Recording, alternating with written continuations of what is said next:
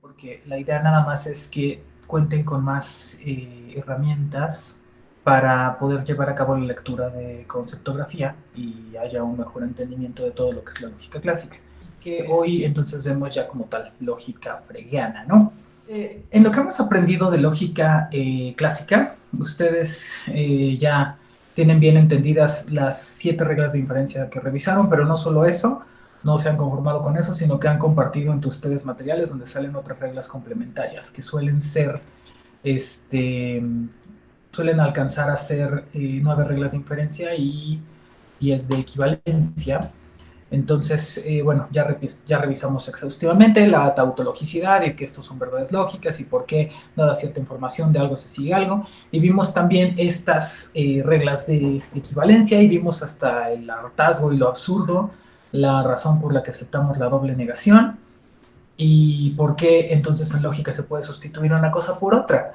En la sesión anterior nuestras conclusiones eran: hay infinitas formas de completar una misma demostración porque las reglas te permiten hacer distintos pasos y en tanto tú apliques correctamente tus reglas de inferencia y equivalencia, pues va a ser legítimo. Entonces, literalmente son infinitas las formas, ¿no?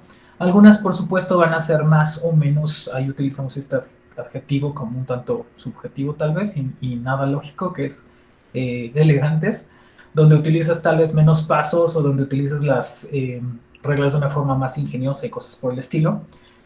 Y bueno, esa es una conclusión a la que ya habíamos llegado. Y la otra es que las conectivas son interdefinibles. Esa es la segunda conclusión y la más importante para el día de hoy. Eh, y bueno, por una parte, que las conectivas sean todas interdefinibles, esta es otra cosa que observábamos la semana pasada, es que implica que todas las cosas o todas las proposiciones, más bien todas las fórmulas bien formadas que tú tengas en lógica proposicional, las puedes poner en términos de cualesquiera otras conectivas.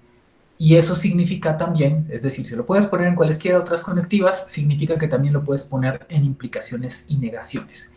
Y les anunciaba la semana pasada el propio Frege aquí en pantalla que eso ayuda mucho para leer conceptografía.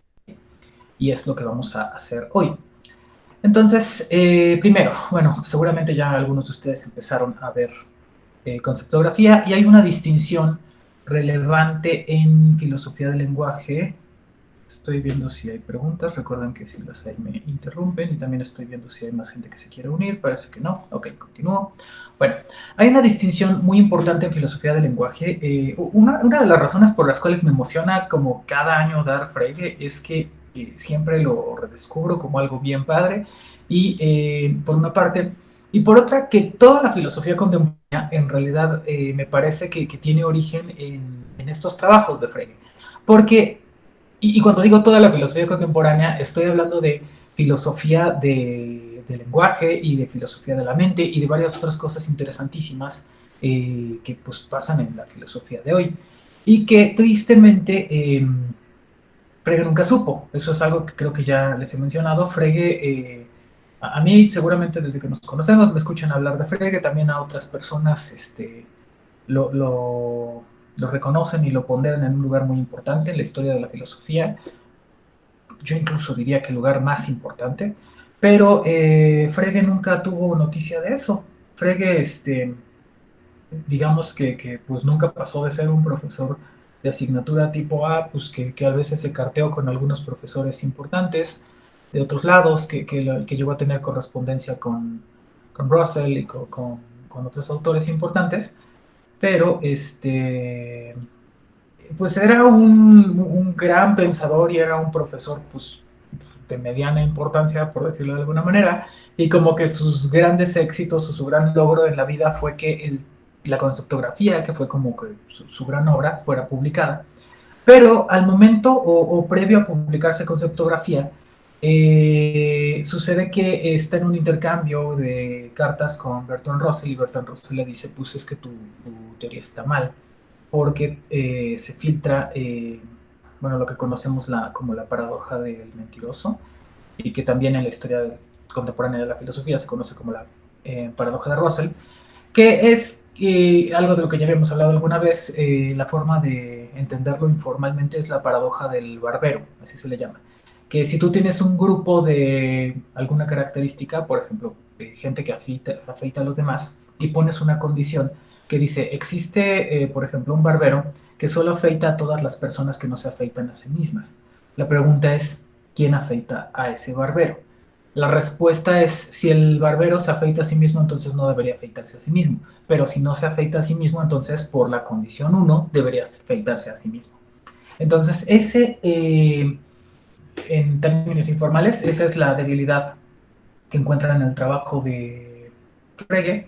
Y Frege, la historia dramatizada, lo que cuenta es que pues, se puso muy triste y que ya no quería que publicaran conceptografía y que quería tirarlo todo a la basura. Pero como ya estaban muy avanzados los trabajos y como ustedes vieron, pues seguramente el trabajo de imprenta de conceptografía pues era pues delicadito porque pues tiene como que los arbolitos y varias otras cosas. Aparentemente quien insistió en que sí se publicara conceptografía fue la gente de la imprenta, porque lo que le contestaron supuestamente fue como que, mire, si usted está muy triste porque su trabajo no sirve, pues qué pena, pero entonces respete el nuestro, ¿no? Y ya, entonces se publicó conceptografía con una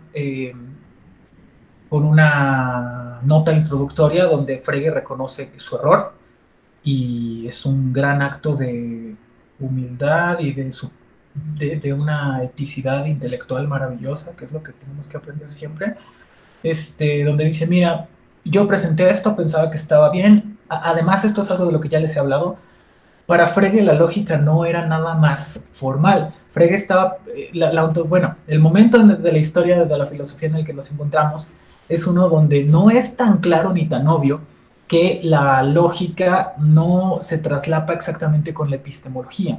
Entonces, la visión ontológica de Frege está muy vinculada con pues, la verdad. Él piensa que cuando está postulando una verdad lógica, está postulando algo que es verdadero de una manera más amplia de aquella a la que lo entendemos hoy en día. Que eso fue como que de las primeras cosas que hablamos nosotros. Hay que distinguir el espacio de lo que es una verdad lógica y la validez en contraste con la verdad en un sentido epistemológico.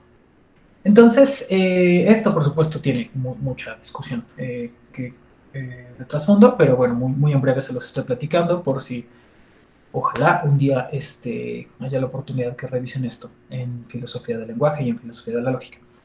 Entonces,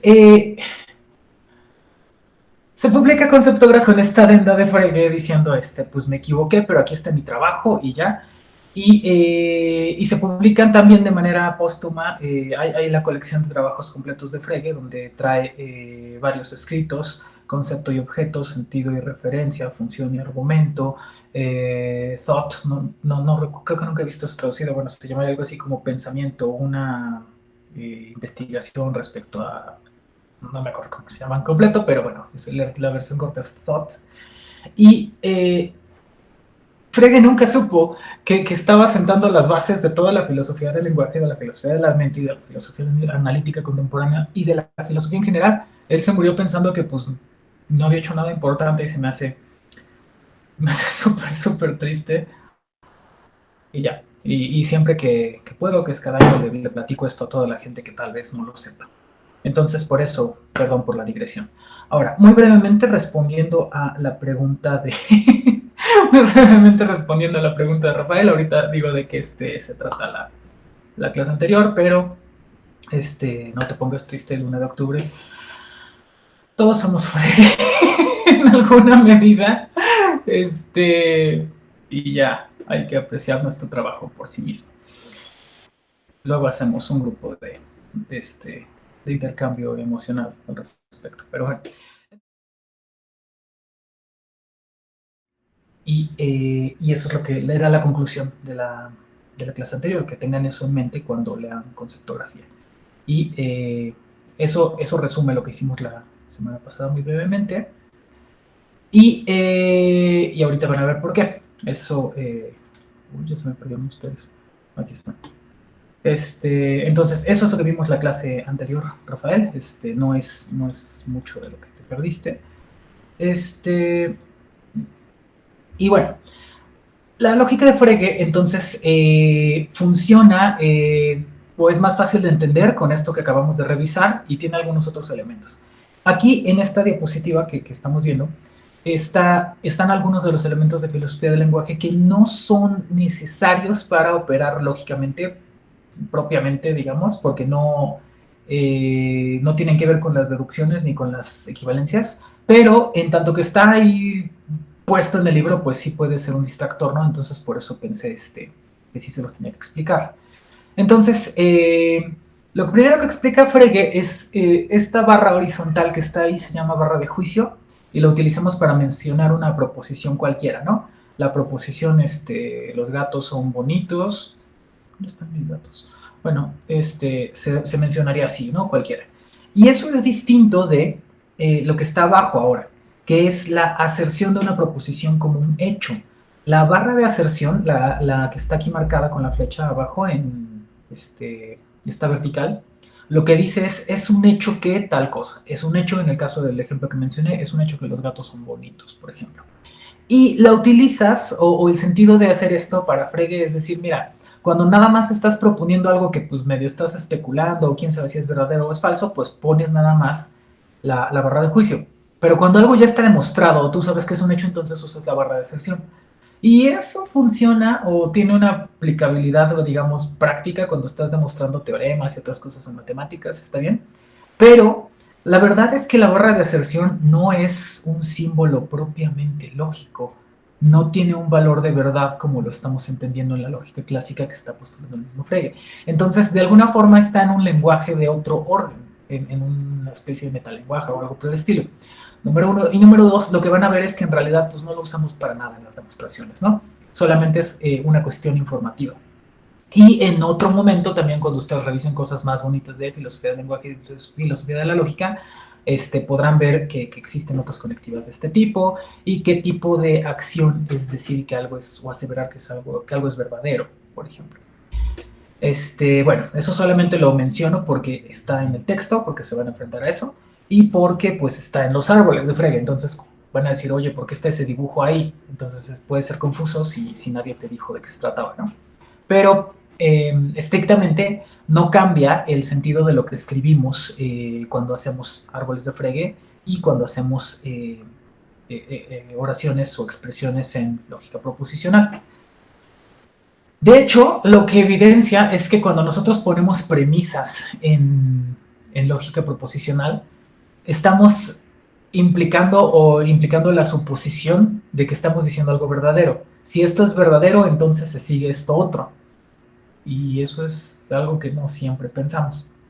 Pero bueno, básicamente eso es. Si hay preguntas o en algún momento les hace ruido, pues me dicen.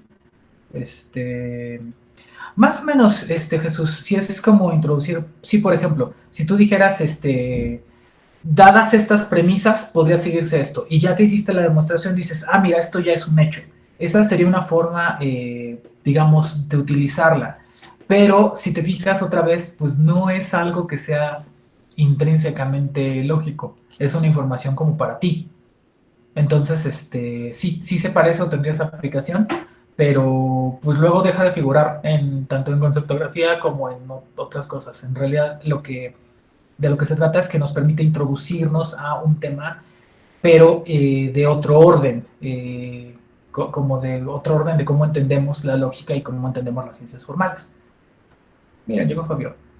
Ok, entonces, bueno, dicho lo anterior, entonces encuentran ustedes este árbol. Este es como, bueno, esta colección de arbolitos, por decirlo así. Y estos son tal vez de los momentos más importantes en conceptografía porque de entender esto se sigue a entender muchas cosas. Y de no entenderlo, pues se complican entender otras cosas.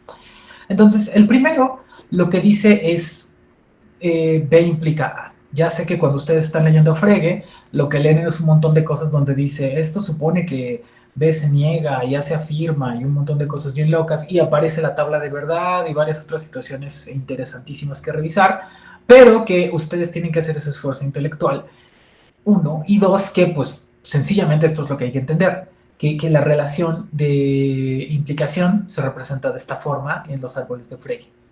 Lo segundo es la aseveración de B, Y lo tercero es la consecuente aseveración de A.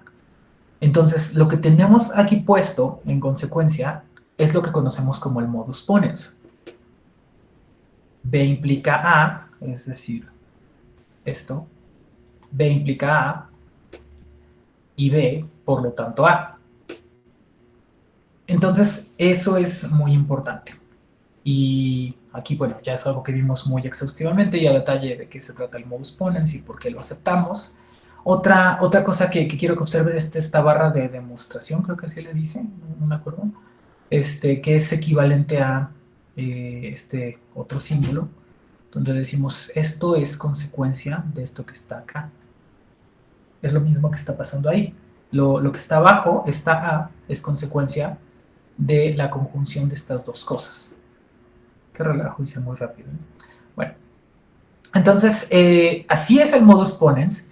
Y esto nos deja, bueno, algo que hay, que esta diapositiva es tal vez la más importante del día, porque, bueno, este es fundamental para entenderlo, pero aquí vienen las grandes confusiones que hay que evitar. Porque lo que estamos haciendo es aprender a leer a Frege. Entonces, lo que tienes aquí en este caso es, bueno, tienes una implicación claramente, y lo que tienes aquí es el antecedente. El antecedente es este gamma. Y lo que es el consecuente es todo esto. Todo esto es la implicación de B, donde B es el antecedente y A es el consecuente. Y eso es todo lo distinto, completamente distinto a otra implicación, que es la que está abajo, donde el antecedente es esta implicación de gamma implica beta, es decir, esta, y el consecuente es la sola aseveración de alfa. Entonces, eso es importantísimo. Quiero que tomen un momento para ver esa distinción, que digan, sí, claro. Sobre todo, véanlo en este momento del lado derecho. Ninguno de ustedes, ni ninguna de ustedes piensa que es lo mismo decir gamma implica que beta implica alfa, que nadie piensa que eso es lo mismo a decir que gamma implica beta implica alfa. Son cosas completamente distintas y esa confusión puede costar caro. Entonces, distinguir este árbol que está aquí de este de acá abajo puede salvar vidas. Hace toda la diferencia entre entender a Frege o no. Porque, por supuesto, de un malentendido en ese lugar, pues se siguen cosas o no. Así de sencillo. Entonces, es decir, se pueden hacer inferencias o se pueden hacer equivalencias o no se puede. Entonces es importantísima esta diapositiva. Y hasta aquí preguntas. Este sí es un tema que hay que revisar. Gamma implica beta o alfa y gamma o beta implica alfa. No, no te adelantes, por favor, Rubén. Ahorita, o sea, sí estás en lo correcto, pero espero en un momento, no coman ansias. En este momento, sí, lo único que estamos utilizando es la implicación. Déjenme para regresar más rápido con ustedes. Ahí está. Ok, sí, en este momento solamente estamos utilizando una implicación, pero eso no significa que Frege no utilice las otras conectivas, entonces tengan paciencia. Solamente necesito insistir en esto, perdón si es chocante, pero ya saben que sí es esta clase. Entonces revisemos otra vez. Esto es beta implica alfa, que es lo que está aquí. Esta es un hecho que beta, este es un hecho que alfa. Y eso fue el modus ponens. Ok, luego, aquí tenemos, esto es el antecedente, gamma. Gamma implica, porque vamos a ponerlo así, esta raya que está aquí implica que es el antecedente y todo esto que está acá es el consecuente y todo el consecuente entonces es beta implica alfa. Y eso es distinto de esto, entenderlo como el antecedente, que sería gamma implica beta, y que el consecuente sea ahora alfa. Y sí, en este momento nada más estamos viendo implicaciones. Ahora, pero como ustedes ya están infiriendo, dicen, bueno, pero es que eso tiene varias consecuencias. Y sí, las vamos a hacer explícitas a continuación. Hasta aquí tenemos solamente la implicación y la aserción de una proposición. Lo que sigue es la negación. y pues no, como la negación como siempre, pues no hay mucho que decir, ¿no? Es como pues, representar esto que, o escribir esto que puso aquí Frege, esta barrita, digamos, que está aquí, implica que está negándose la proposición que está ahí escrita, ¿de acuerdo? El árbol de verdad propiamente, no, no Benjamín, son cosas distintas. El árbol de verdad de Jensen, los que conocemos como pruebas semánticas, que son los árboles de verdad de Jensen, son formas de trabajar normalmente para representar semánticamente las tablas de verdad, sencillamente por otro método, pero son muy distintos. Eh, Justamente es muy extraño de pensar, pero estos árboles de Frege en realidad lo que representan pues son la sintaxis, no la semántica. Si recuerdas en la introducción de conceptografía, cuando Frege define esto, cuando define la implicación, lo que da es una tabla de verdad. Y lo que dice es, bueno, no me acuerdo lo que dice textualmente, pero lo que dice es, no sucede que se dé el antecedente y el consecuente no. Y así es como definimos la implicación, ¿no?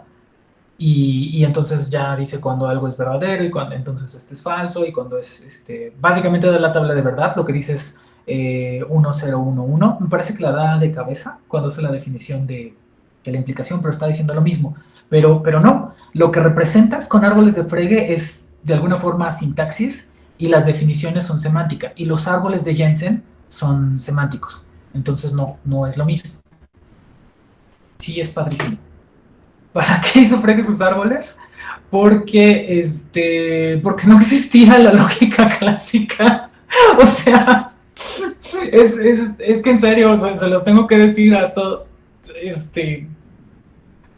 Imagínense que en qué año es el 2020. Imagínense que tiene como poquito más de 100 años que existe la lógica clásica. O sea, a mí me hace sentir que somos unos cavernícolas que no sabían hacer nada hasta hace muy poco tiempo y que ahora estemos enfrentando, y literalmente decir, ahora hace 100 años que estemos enfrentándonos a estos problemas de filosofía de la lógica, de filosofía del lenguaje, me parece escandaloso. Había grandes mentes antes, había por supuesto todos los antecedentes de los que hemos hablado mucho en este curso, que decíamos, bueno, por supuesto está Aristóteles, por supuesto están los estoicos, por supuesto están los medievales, por supuesto está como antecedente directo de la lógica contemporánea eh, Frege, Bull, De Morgan, Peano, y hasta que aparece la aritmética de Peano, hay algo que es más cercano a como entendemos la lógica proposicional, pero como tal no existía. Entonces, cuando aparece conceptografía, lo que estamos encontrando como humanidad es por fin el postulado completo de lo que se entiende por lógica clásica. Y pues sencillamente es como funcionaba la mente de Frege con esos árboles. Y de ahí otra cosa que van a ver cuando estén leyendo Frege es que dice Frege, pone su arbolito y dice, mira, de esto es obvio que se sigue tal otra cosa. Y tú así como, ¿de qué forma eso es obvio? O sea, la mente de Frege debe haber sido una cosa maravillosa. Y y como yo lo veo, una parte también por la que tuvo gran éxito Principia Matemática, que es la otra obra pilar dentro de la lógica clásica, la Principia Matemática está escrita de manera mucho más semejante a cómo trabajamos la lógica clásica proposicional contemporánea, que está basada en la aritmética de Peano. Entonces es una notación mucho más amable, mucho más manejable y varias otras cosas. Algunas personas te dirán, sí, pero hay notaciones mejores como la polaca o el cálculo de secuentes, otras cosas, y dices tú, pues sí, tal vez funcionan o son más cómodas para unas u otras cosas, pero respondiendo a tu pregunta como ¿por qué Frege hizo los árboles de Frege? Porque no existía la lógica clásica y ese fue el vehículo que se le ocurrió a él. Entonces es algo impresionante, creo yo. Y ya, podríamos hablar de eso siempre, cada año. Me encanta llegar a esta parte. Bueno, entonces, ¿qué estaba diciendo? Sí, entonces tenemos nada más esto por el momento, que es la implicación, la aserción de una proposición como verdadera y la negación. Y con esto es suficiente, con base en lo que ustedes ya saben, para tener todas las conectivas. Y diríamos, pues ¿cómo? Pues vamos a ver. Entonces, miren, en pantalla tienen ahora dos árboles de Frege. Vamos a ver cómo se traducirían estos en lógica proposicional. Lo primero que observan es que hay una negación. Ahí está esa flechita azul que dice, todo lo que viene a continuación va a estar negado. Entonces ustedes de una vez ponen la negación y abren un, bueno, ya saben que esta llave es de teoría de conjuntos, pero pues me vale. Porque lo que estoy diciendo nada más es todo lo que viene a continuación está aquí agrupado y va a estar negado. ¿Ok? Luego, lo que sigue es aquí, esta rama que estoy circulando es el antecedente y esta otra es el consecuente.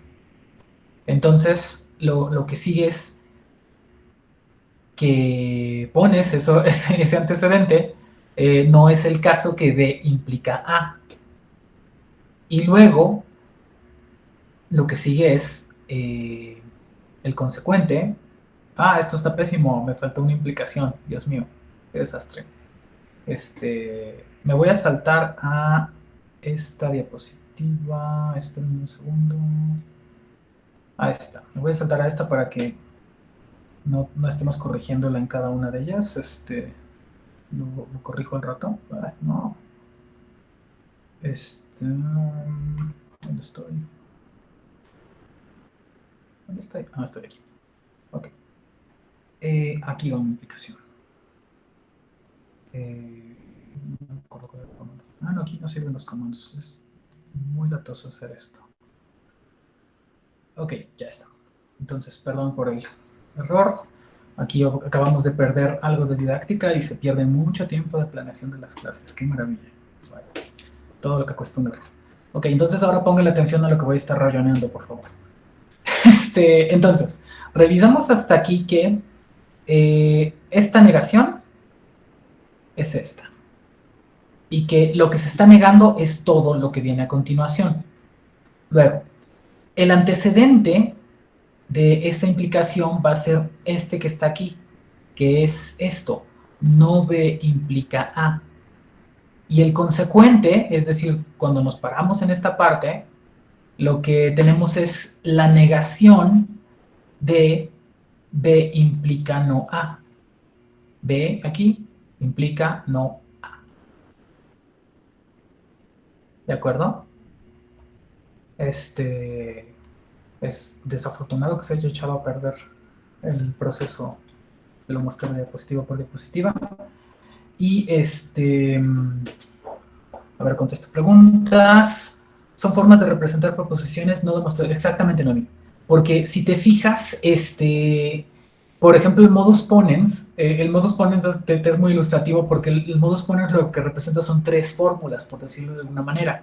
Y para hacer una demostración tendrías que tener, como aparece, ¿se acuerdan que les dije que lo que tenemos que leer para, bueno, lo indispensable que lean es hasta donde aparece el cuadro de oposición en conceptografía, pero después del cuadro de oposición, si ustedes siguen leyendo, van a ver unas demostraciones donde salen unos arbolísimos tremendos y donde Frege tiene que utilizar una regla de sustitución para decir, bueno, cuando ya lograste demostrar algo para economizar, entonces pones un símbolo y dices, esto equivale a esto, y entonces ya puedes hacer demostraciones más cortitas. Pero sí, tal como lo estás pensando, son formas en las que representan proposiciones y no necesariamente demostraciones. Sin embargo, si tú piensas, por ejemplo, que el modus ponens en sí mismo, pues también es una fórmula, vamos a verlo acá. ¿Dónde está el modus ponens? Aquí. Esta fórmula, ay Dios, no, esta fórmula, perdón, allá, esta fórmula que está aquí, si reconocemos que esto es una verdad lógica, es una fórmula en sí mismo, esta fórmula en sí misma también es traducible en un árbol de Frege, toda. Porque esto es equivalente a alguna otra forma en la que puedas tener todo esto en implicaciones y negaciones. Y por lo tanto, tú podrías tener un árbol de Frege que represente al modus ponens, al modus tollens, al silogismo hipotético, a la fórmula o a la regla de inferencia que ustedes me digan, o a la verdad lógica que sea, la puedes traducir en términos de implicación y negación. Y por lo tanto, la puedes traducir en un árbol de Frege. Y lo que Frege nos diría, incluso sería, pues cualquier fórmula la puedes traducir a árboles de Frege sin pasar por las implicaciones y las negaciones. La razón por la que yo insisto en lo de las implicaciones y negaciones es porque lo veo para nosotros como cuando aprendes a andar en bici con rueditas, así, o sea, un Frege pues es un lógico nivel Frege, o sea, no hay otro como Frege. Y nosotros que aprendimos lógica proposicional, bueno, pues hacemos nuestras equivalencias y ya lo podemos representar de una manera más fácil. Solo por eso insisto en lo de las negaciones y las implicaciones, porque es más fácil reconstruir un árbol de Frege a partir de implicaciones y negaciones que querer brincar de esto que está aquí escrito tal cual a la representación en el árbol. Existe gente, y esta anécdota me gusta mucho, existen algunas personas a las que de hecho se les facilita ver al árbol de Frege y entenderlo muy rápidamente. ¿Cómo se llamaba este chico, Fabio? ¿Te acuerdas? No era él, ¿cómo se llamaba? Es que esa era una expresión que utilizaba él, aja la baraja. Se sorprendía por algo y era como muy entusiasta. Ricardo, sí. Entonces Ricardo veía alguna cosa y se sorprendía y decía, aja la baraja. Y es algo por lo que siempre lo recordamos. Bueno, él no era bueno en lógica proposicional, le costaba mucho, trabajaba muy duro, eso sí, es de un gran recuerdo, lo que quiere es un estudiante, ¿no? Que tenía un gran compromiso con estudiar y entenderle las cosas, y y le costaba bastante entender las cosas en lógica proposicional, pero cuando estudiamos árbol de Frege todo lo agarró así, fue impresionante, que entendía las representaciones gráficas y a partir de entender a Frege entendió más claramente lógica proposicional. Entonces, eso es algo que ya les he dicho antes también, que pues no pues nuestro trabajo como docentes es lograr que la gente entienda las cosas y tener mejores explicaciones. Este, y a veces, que esto se lo decía también otra estudiante que me decía, es que yo veo que sus explicaciones son muy claras, a lo mejor yo soy tonta, le decía yo, no, no, yo no creo que seas tonta. Bueno, mi tesis doctoral sí dice que existe gente que es tonta, pero ese es otro tema, pero en particular yo pensaba que no, que ella no era tonta, y que más bien lo que pasaba era que yo no había encontrado la forma correcta de explicarle. Entonces es súper interesante ver que existen distintas formas de aproximarnos a la lógica y que se pueden representar distintas cosas. Entonces, nada más, terminando la pregunta de Noemí, sí, lo que está representando es una fórmula, y en tanto que está representando una fórmula, también puedes representar una verdad lógica. Y en ese sentido, una demostración compleja como las que ya hemos hecho, que tienen premisas y conclusión, también se pueden traducir a un árbol de Frege. Y lo que diría es, mira, este árbol representa esta prueba. Y ya, lo puedes hacer porque sí. Pues es algo padre, ¿no? En fin, dice Fabio, los árboles no son muy amables, pero es literalmente la primera forma en que jamás se consumió. Ajá, así es. Eso es, eso es lo que estaba pasando. Y luego dice Jesús, podríamos decir que se lee de abajo arriba y de izquierda a derecha. Sí, así es. Empiezas de la izquierda y vas hacia arriba y hacia la derecha. Ok, entonces, bueno, luego de esta digresión y luego de que se echó a perder mi diapositivas por haberme equivocado, regreso a aquí. Ok, entonces aquí, esto ignóralo.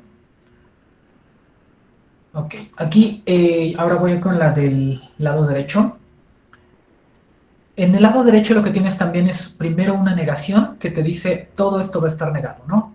Todo va a estar por acá. Esta negación que ya subrayé, lo que dice es estoy negando todo el árbol que viene a continuación. Y luego tienes naturalmente otra implicación.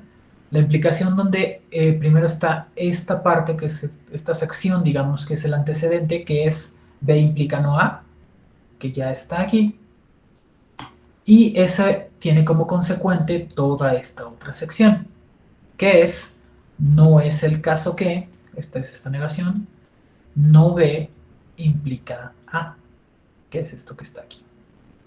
Y si se fijan estos bueno, estos dibujitos que hice aquí para indicar qué es que, de hecho se parece mucho a cómo funciona la notación polaca. Entonces, si quisiéramos estudiar más formas de expresar las mismas cosas en lógica, lo podríamos hacer, pero no lo vamos a hacer al menos en este curso. Miren, llegó Denise, qué padre. Ok, entonces, queda claro que este árbol representa esto que está acá, y este otro árbol de la derecha representa lo que está acá abajo. Y entonces, además de las cosas que tenemos aquí para representar, en este caso a la implicación, la aserción cualquiera de una proposición y la negación, eh, podemos tener las otras conectivas, pero necesitamos tener presentes nuestras reglas de equivalencia.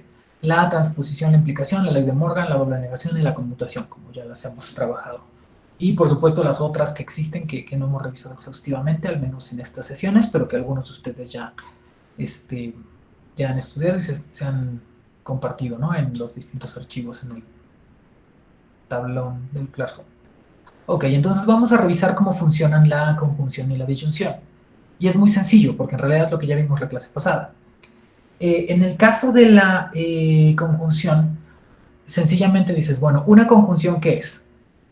Si yo le agrego una doble negación a esas cosas que están en conjunción, luego puedo hacerle una ley de Morgan, y entonces de ser esta proposición P doblemente negada y esta proposición R doblemente negada, se vuelve una negación de una disyunción de donde están negados una sola vez P y R respectivamente. Y por supuesto, eso también ya lo habíamos dicho, eso también significa que esto es directamente equivalente a esto. La única razón por la que escribo las dobles negaciones es porque según yo es más didáctico, pero si ustedes recuerdan bien cómo es la distribución de las negaciones, pues no hay ningún problema, ¿no? Pueden pasar de este paso a este. Y ya que tenemos esto, pues sencillamente por implicación material nos queda que no es el caso que P implica no R. Es decir, este último paso que está aquí, es equivalente a este que está acá. Y por otro lado, la disyunción, pues la disyunción es muy sencilla porque una disyunción es equivalente a una implicación donde el antecedente está negado. Y eso pues sencillamente es la implicación material, ¿no? Y ya acabaste, ya demostraste que esto es equivalente que esto. Entonces, ¿qué es lo que tenemos aquí? En términos de implicaciones y negaciones, la conjunción es equivalente a esta forma y la disyunción es equivalente a esta. Y eso significa que la forma de representar una conjunción en un árbol de Frege, pues es escribir todo esto. Es escribir esta negación que niega todo lo que sigue a continuación, que es esta otra implicación, donde se afirma en este caso esta P y en el antecedente, y en el consecuente se pone la negación de R. Y en el caso de la disyunción, sencillamente se trata de una implicación donde el antecedente, que es no P, está negado. Entonces, para Frege, escribir esto, escribir este arbolito, es la forma de decir una conjunción. Y para Frege, decir este arbolito con el antecedente negado es la forma de escribir una disyunción. Y entonces dices, wow, qué fascinante. Ok. Y entonces, aquí tenemos algunas conclusiones. Dado cualquier árbol de Frege, podemos tener su traducción en lenguaje de lógica proposicional. Cualquiera. Eso, regresando a la pregunta de Naomi, que fue formidable, dices, bueno, si tengo un argumento, por complejo que sea, si yo puedo poner todas las expresiones que están ahí puestas en un árbol de verdad, perdón, en términos de negaciones e implicaciones, pues voy a poder representarlo en un solo árbol de Frege. Va a ser un árbol totote, por supuesto, si es un argumento complejo, pero sí, se puede hacer. Y, y bueno, por lo tanto, cualquier expresión en lógica proposicional puede ser representada en un árbol de Frege. Y ya, eso es todo lo que tenemos por hoy. No sé si... Bueno, ¿y de aquí qué sigue? lo que estamos diciendo es cualquier argumento lo puedes, bueno, cualquier proposición la puedes tener en términos de implicaciones y negaciones, por lo tanto cualquier argumento también se puede representar así y cualquier verdad lógica y cualquier demostración también se puede representar en un árbol de Frege. Y lo que sigue entonces es que ustedes tengan una pequeña tarea donde van a tener unos argumentos sencillos que van a traducir a implicaciones y negaciones y de los cuales luego van a hacer su árbol de Frege y viceversa. Les damos un árbol de Frege y de ahí nos regresan ustedes algo en lógica proposicional. Y entonces, según yo, esa es una forma muy auténtica de entender por qué las conectivas son interdefinibles y, y qué significan en realidad. Y, y entender eso hace más fácil entender las otras reglas de inferencia y equivalencia y te da una comprensión bastante más clara de qué es lo que estás haciendo. Entonces, esa es la razón por la que revisamos esto. Número uno. Número dos, pienso que luego de esta breve sesión, ustedes enfrentándose a conceptografía van a verlo de manera muy diferente, porque dicen, ah, claro, esto es de lo que diablos está hablando. Entonces, espero que les sea de utilidad. Y ahora sí tienen como que absolutamente todos los elementos para leer conceptografía desde la introducción hasta que aparece el cuadro de oposición. Lo que van a encontrar es todo lo que acabamos de revisar, pero además la, digámoslo, la introducción a la lógica de predicados, que no lo menciona Frege de ninguna forma, así en conceptografía, pero de lo que habla más bien es de la cuantificación, bueno, de la generalidad, le dice, y de las relaciones de función y argumento. Entonces, ahí ya estamos viendo toda la teoría completa de lo que es la lógica clásica y específicamente de lo que es la lógica de predicados de primer orden con igualdad. Eso es saber lógica clásica. Entonces estoy muy contenta de que estemos llegando ahí, me emociona muchísimo. Y pues ya, si no hay más preguntas, creo que sería todo por hoy.